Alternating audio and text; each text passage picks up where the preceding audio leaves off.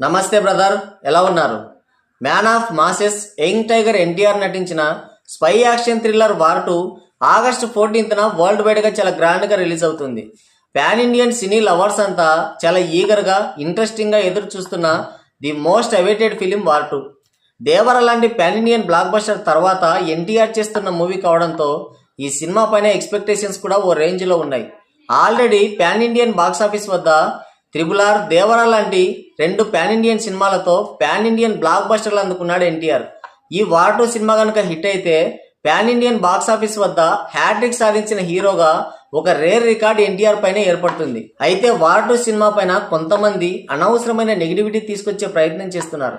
అయితే ఎన్టీఆర్ సినిమాలకి ఈ నెగిటివిటీ అనేది కొత్తేం కాదు. గతంలో దేవర సినిమాకి జరిగినంత కుట్ర, నెగిటివిటీ, ట్రోలింగ్ ఇంకే సినిమాకి జరగలేదు, ఇకపై జరగబోదు కూడా. అయితే దేవర సినిమాకి జరిగినంత నెగిటివిటీ వార్ 2 సినిమా పైన లేకపోవడం కొంత సంతోషించదగ్గ విషయం.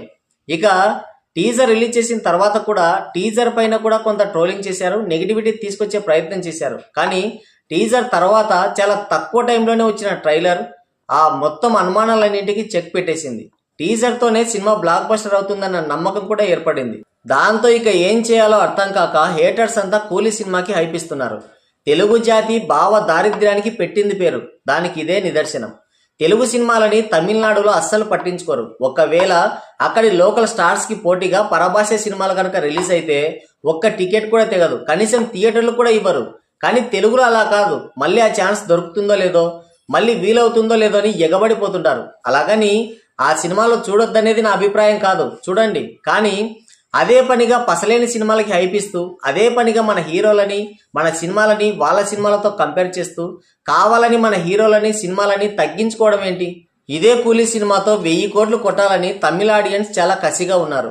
ఒక్క కూలీ సినిమా గురించి తప్ప వేరే సినిమా ఆలోచనే లేదు వాళ్ళకి. కానీ మన తెలుగు హీరో బాలీవుడ్లో స్ట్రైట్ హిందీ మూవీ చేస్తున్నాడు. ప్రౌడ్గా ఫీల్ అవ్వాల్సింది పోయి ఎలా ట్రోల్ చేద్దామా, ఎలా తగ్గించేద్దామా అని తెగ ఆలోచించేస్తున్నారు. ఏమనాలి వీళ్ళని?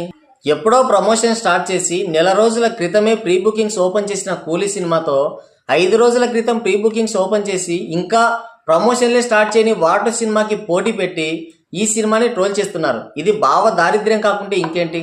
సరే, వార్ 2 సినిమాకి ప్రీ రిలీజ్ ఈవెంట్ అయితే పెట్టారు. ఈవెంట్ మాత్రం గ్రాండ్ సక్సెస్. సినిమా పైన హైప్ లేదు, సినిమాకి ప్రమోషన్స్ లేవు అన్నారు. కానీ ఎన్టీఆర్ ఇచ్చిన ఒక స్పీచ్తోనే సినిమాకి కావాల్సినంత హైప్ వచ్చింది. కావాల్సిన దానికంటే ఎక్కువ ప్రమోషన్స్ జరిగిపోయాయి. That is NTR. ఈవెంట్ మొత్తానికి ఎన్టీఆర్ స్పీచే హైలైట్. ఎక్కడా కూడా తడబడకుండా, స్క్రిప్ట్ లేకుండా ఏకదాటిగా ½ అవర్ స్పీచ్ ఇచ్చాడు. ఈ స్పీచ్లో చాలా ఇంట్రెస్టింగ్ విషయాలు కూడా చెప్పాడు.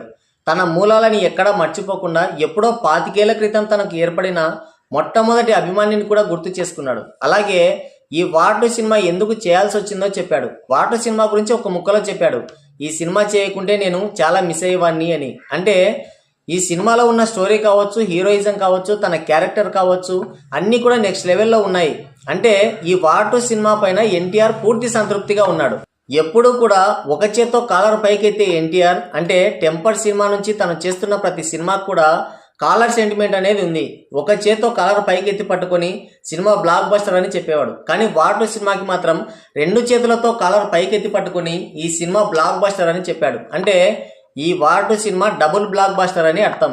హృతిక్ గురించి, సినిమా గురించి, ఫ్యాన్స్ గురించి చాలా గొప్పగా చెప్పాడు. అలాగే తనపై వచ్చే నెగిటివిటీ అండ్ ట్రోలింగ్ గురించి కూడా చెప్పాడు.